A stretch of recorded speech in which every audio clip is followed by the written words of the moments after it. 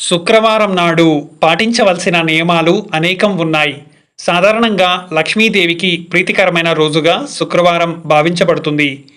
కాబట్టి లక్ష్మీదేవి అనుగ్రహం కోసం ఈరోజు కొన్ని నియమాలు పాటించడం మంచిది.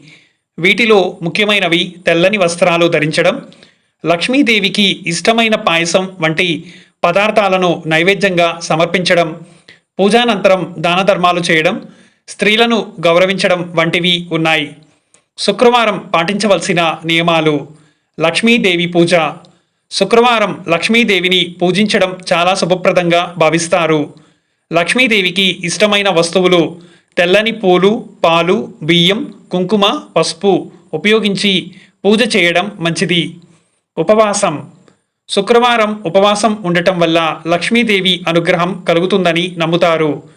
ఉపవాసం సూర్యోదయం నుండి సూర్యాస్తమయం వరకు ఉంటుంది.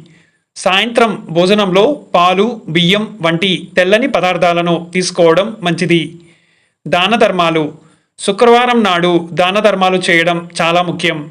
పేదలకు, బ్రాహ్మణులకు పాలు, బియ్యం, పంచదార, పెరుగు వంటి తెల్లని వస్తువులను దానం చేయాలి. తెల్లని వస్త్రాలు. శుక్రవారం నాడు తెల్లని వస్త్రాలు ధరించడం శుభప్రదంగా భావిస్తారు. స్త్రీలను గౌరవించడం.